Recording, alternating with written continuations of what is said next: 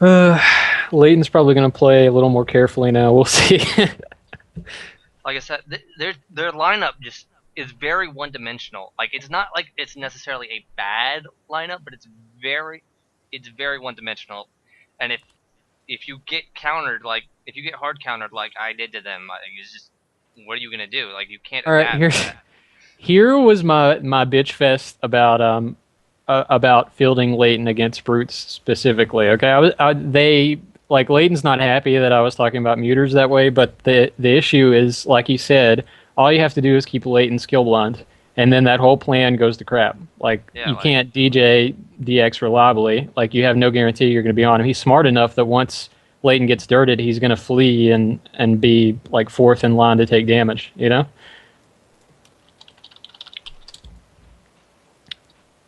But yeah. this is looking good for brutes, just because they have all that healing, but they're not sacrificing damage for it. Mhm. That's what I'm saying. Like the stars can either heal or they can deal damage, and they can't heal as fast as they need to deal with. Like even if it was just Dxutim, okay, let's say it's just Cone they have to deal Hmm. with no Song of Healing, like that puts you on the defensive. But when you're talking like just the double, like it's just it's a just crazy amount of damage. You can't handle that. Hmm. I think we'll see the same thing here too. I don't think there's going to be that much variation. Grumf is Like still going to do a lot of damage.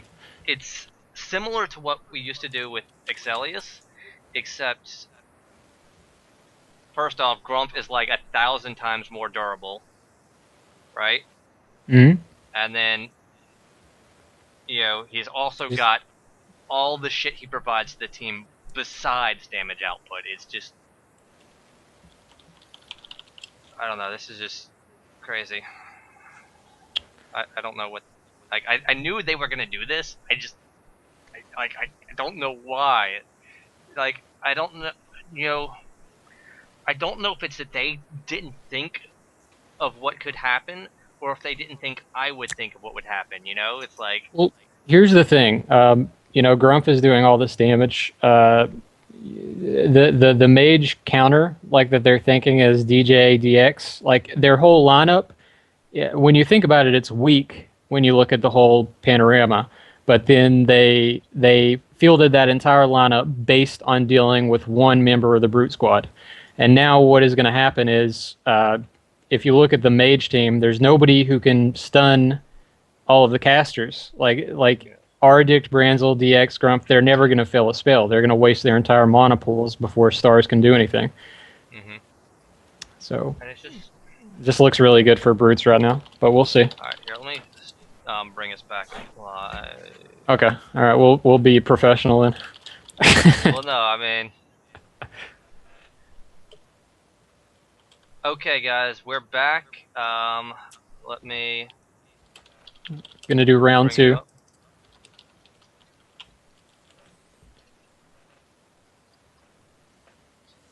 We have 15 seconds until. Okay, let me get the overlay. There we go. All right. So yeah, if we see the same thing happen, I think this lineup Brutes has is just too strong. It's too Mhm. strong. They can't out heal the damage. I think they showed that. It's going to be interesting to see if Stars took advantage of the reset to um, change protections. I did not pay attention to the first match. Did Smite land the first time before Yes, it did.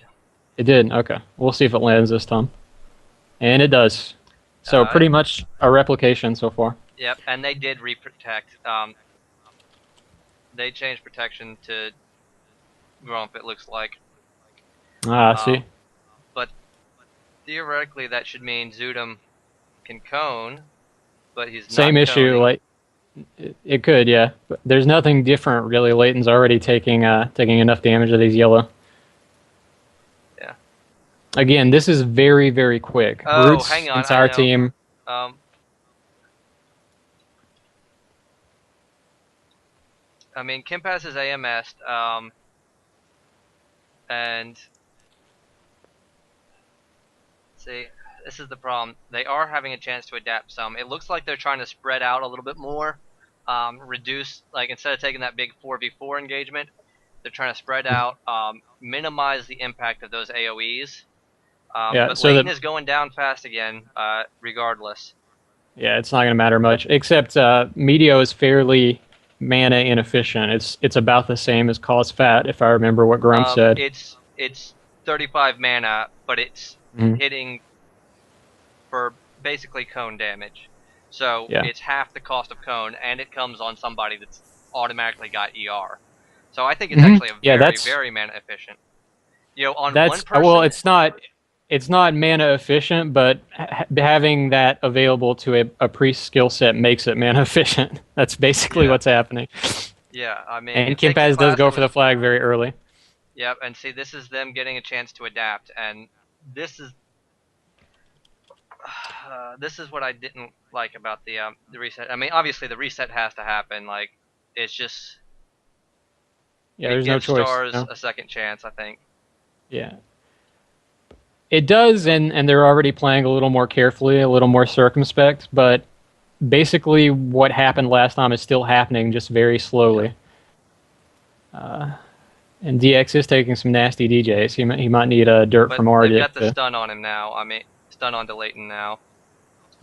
Layton's not really getting the chance to do much. You know, when that team hits you, it's a lot of damage. Look at that chain, Yep. And this is and the he's good dead thing is, already. you know, yeah, they protected against Grumf this time, but All right, Dxutim's getting a little yeah, cute here with the magic mistletoe, but yeah, still.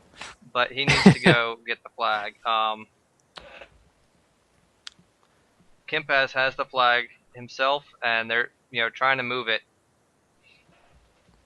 And Bodrum is trying to prevent him now, but because they protected against Grump, now those chains, even granting that Bodrum has crazy AC and the skins, those chains are going to do a lot more damage now.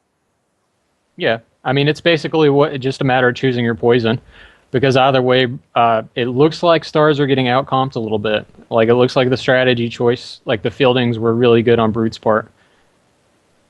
Um, and uh, we've got the Charmies. Like every single person on the team has a Charmy.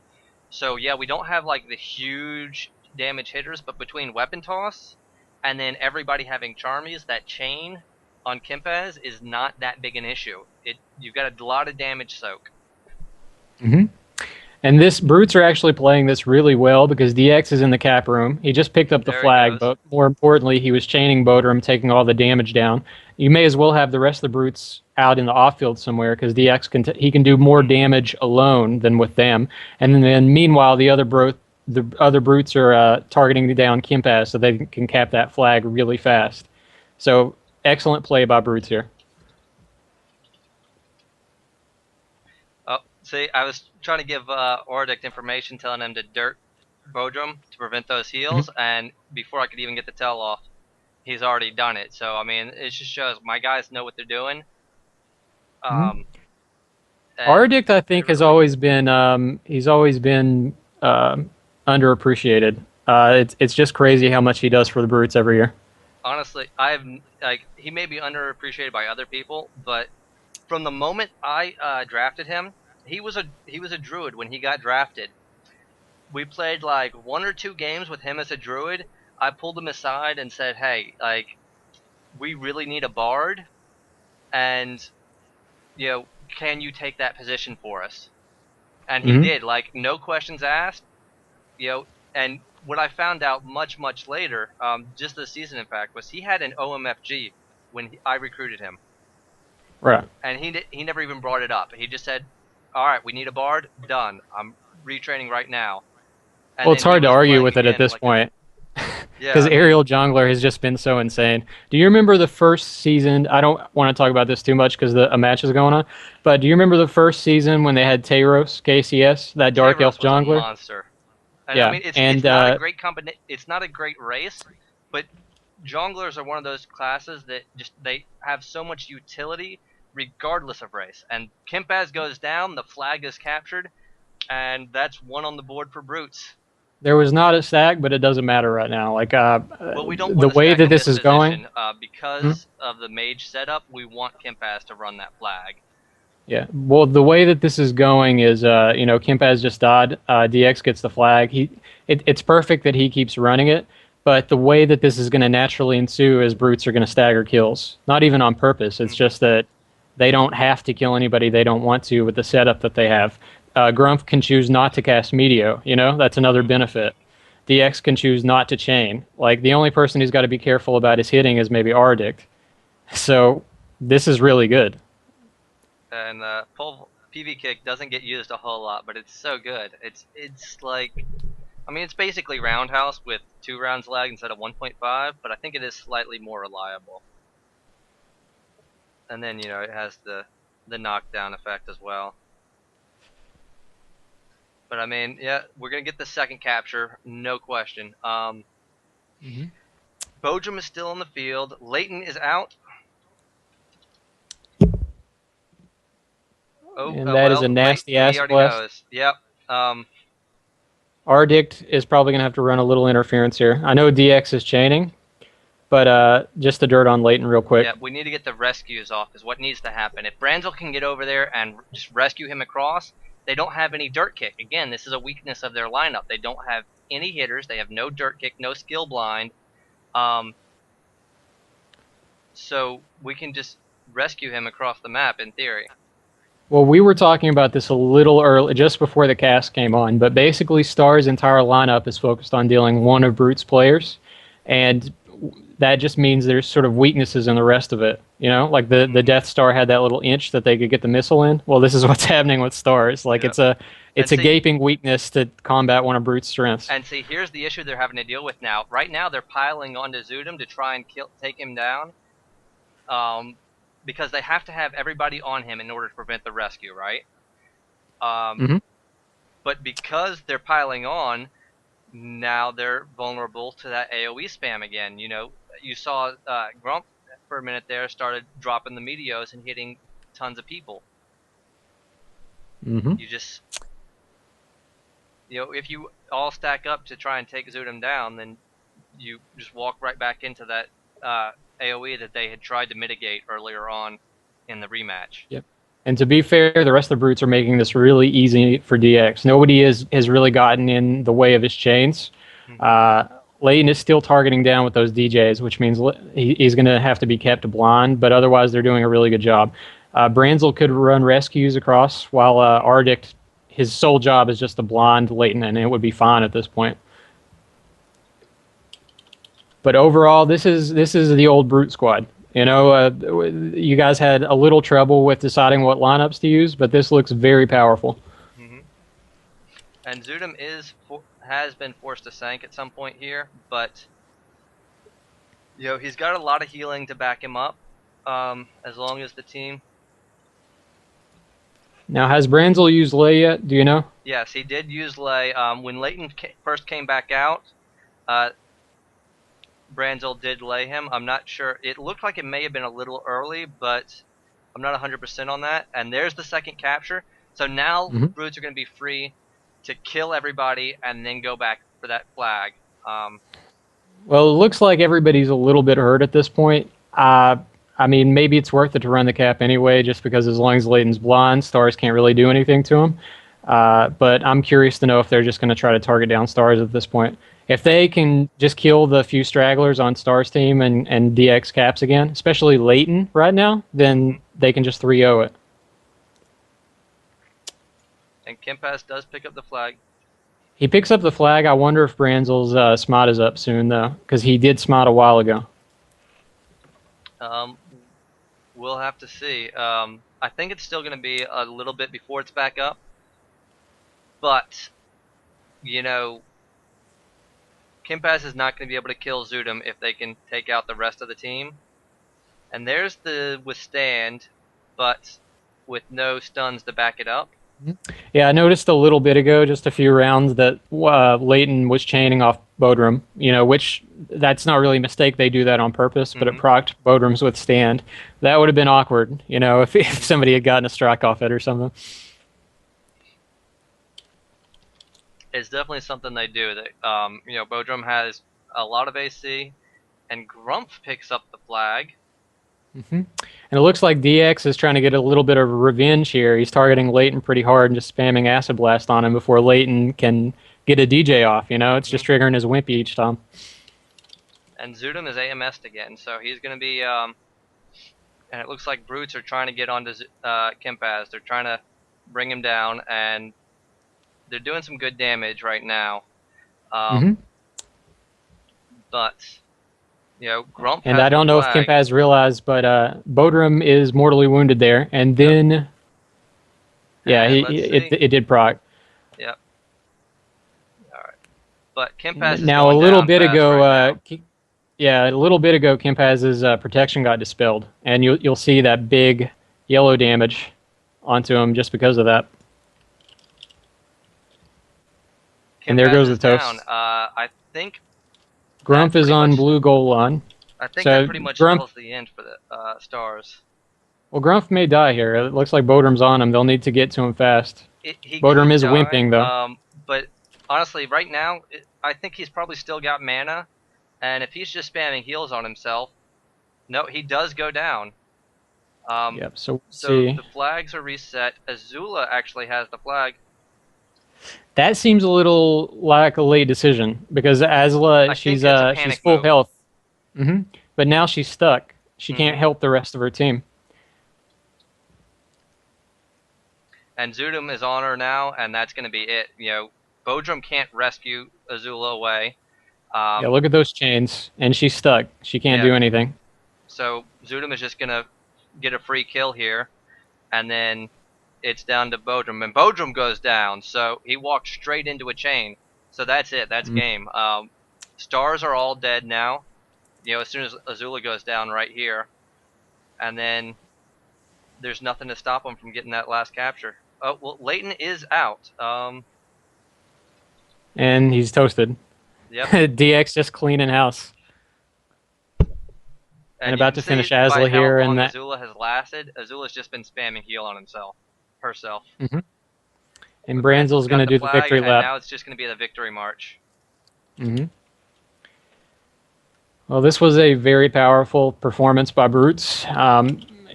It highlight. I don't want to give Stars trouble because clearly Laiton being fielded in the past season has made his draft pick worth it. He's played really well. It's just when you tailor your entire lineup over one player, then there are going to be weaknesses in other parts of it. I think it illuminates a bit. It's always hard to tell based on forum posts and whatnot what the team actually thinks, and how much of it is just bluster or even theoretically like false information they're trying to feed, right? But this season and last season even, the Stars have put a very, very heavy emphasis on claiming that Dxutim is like 100, maybe not 100%, but like a large percentage of the reason that Brutes have done well. And I think this just goes to show that they actually really do feel that way. That they've spent so much effort into trying to just take him down that they must really feel that that's like the one thing standing in their way. Yeah, well, I think in a way that DX, he's sort of been an outlier. It's kind of what Manaroth did a few years ago, not to compare them. He's his own special figure. But he's just been so frequently talked about. It's been such a controversy. He's been so strong, both in AGL, in Clan Wars, in ACFL, that he's kind of the scapegoat. But what you forget is that the rest of Brutes are monsters. Like they're gonna help him. So it's a clean 3-0 for Brutes, and even after the little reset that happened, that gave Stars a little bit more life. That